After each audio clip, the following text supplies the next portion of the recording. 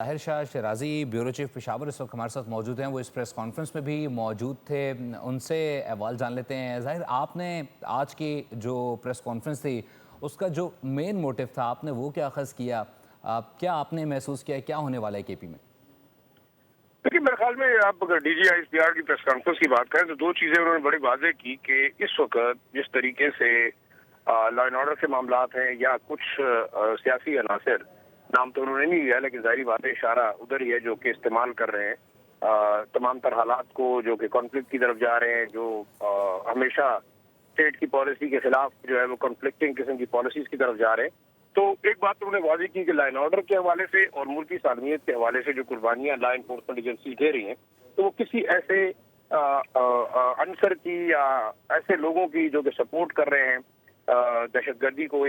ایک سینس میں، یا ان کو پیٹرنائز کرنے کی کوشش کر رہے ہیں یا ان ریئلسٹکلی جو ہے ان کی فیور کی بات کریں، تو ایک واضح میسج ہے کہ وہ لوگ جو کہ سپورٹ کریں گے، جو پیٹرنائز کریں گے، جو سمپیٹائز کریں گے، ان سب کے خلاف ایکولی جو ہے وہ اسٹیٹ کا ایک سٹانس ہے کہ ایکشن لیا جائے گا، اور اس میں کوئی دوسری رائے نہیں ہے. دوسرا خاص طور پر جو افغانستان کے حوالے سے معاملات ہیں، جو بارہا کہا جاتا ہے ایک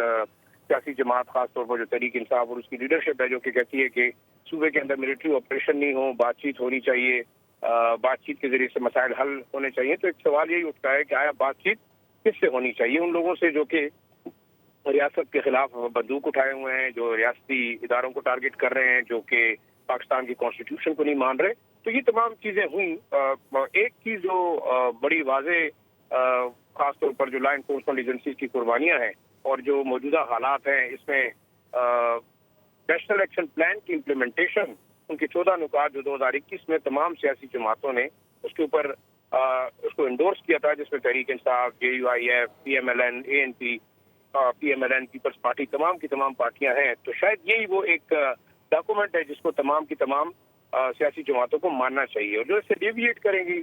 میرے خیال تو ایسا ہوگا کہ وہ خود اپنے ایک ایگریمنٹ سے جو ہے اس کی وائلیشن کریں گی. ٹھیک ہے ظاہر صاحب، آپ سمجھتے ہیں کہ جو پولیٹیکل نیریٹو کی بات کی جاتی ہے جب کے پی کے حوالے سے، تو سہولت کاری کی بھی حوالے سے بات کی جاتی ہے کہ دہشت گردوں سے بات چیت کے حوالے سے بات کی جا رہی ہے بار بار، لیکن یہ دہشت گرد وہ ہیں جو اگر ایک مہینے کے حوالے سے بات کی جائے تو تقریباً 100 کے قریب دہشت گرد اس وقت مارے گئے ہیں. تقریباً 30 سے 40 کی ٹولیاں بنا کے آ رہے تھے جنہیں نصف نابود کیا گیا. تو اس پولیٹیکل نیریٹو میں دہشت گردوں کے خلاف اس میں چینج آئے گا اس واضح پریس کانفرنس کے بعد؟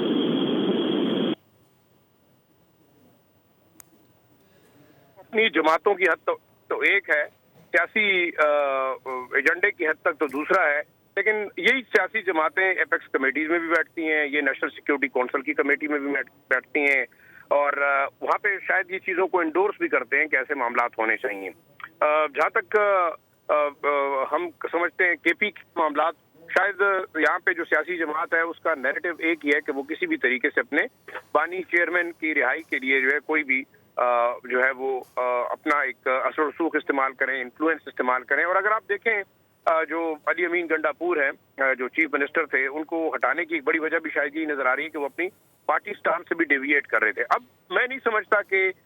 کوئی بھی ایسی سیاسی جماعت پاکستان کے اندر ہے جو کہ ریاست خلاف ایک بیانیے کے ساتھ آگے چلے گی اور لوگ اس کو جو ہے وہ ایکسپٹ کریں گے، کیونکہ یہ ایک ایسا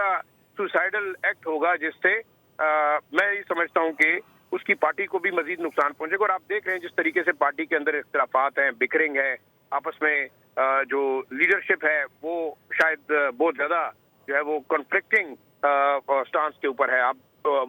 لاہور کو دیکھ لیں، پنجاب کو دیکھ لیں، سندھ کو دیکھ لیں، اسلام آباد کے اندر جو تحریک انصاف کی لیڈرشپ ہے اس کو دیکھیں، اور کے پی کے اندر دیکھیں، تو میرے خیال میں کافی زیادہ تضادات ہیں جو کہ خود اس پارٹی کی جو ہے وہ تباہی کا باعث بن رہے ہیں. بیورو چیف پشاور ظاہر شاہ شیرازی، ساتھ ساتھ سینئر تجزیہ کار افسا کومل اور سینئر تجزیہ کار احتشام الحق صاحب اپنا تجزیہ پیش کرتے. तर्जुमान फ़ौज पाकिस्तान लेफ्टिनेंट जनरल अहमद शरीफ चौधरी पेशावर में प्रेस कॉन्फ्रेंस कर रहे थे। उन्होंने कहा कि वाज़ेह तौर पर अफ़गानिस्तान के साथ निशानदेही कर रहे हैं दहशतगर्दों की, लेकिन मुसलसल जो दहशतगर्दी के वाक़यात हो रहे हैं इसके ख़िलाफ़ पाकिस्तान एक मुकम्मल तौर पर जाम हिकमत अमली अपनाएगा और दहशतगर्दों के ख़िलाफ़ मुकम्मल तौर पर कार्रवाई भी की जाएगी। उन्होंने वाज़ेह किया कि दहशतगर्दों को रियासत के हवाले किया जाए, अगर रियासत के हवाले नहीं किया जाता तो रियासत के साथ मिलकर इन दहशतगर्दों के ख़िलाफ़ कार्रवाई की जाए।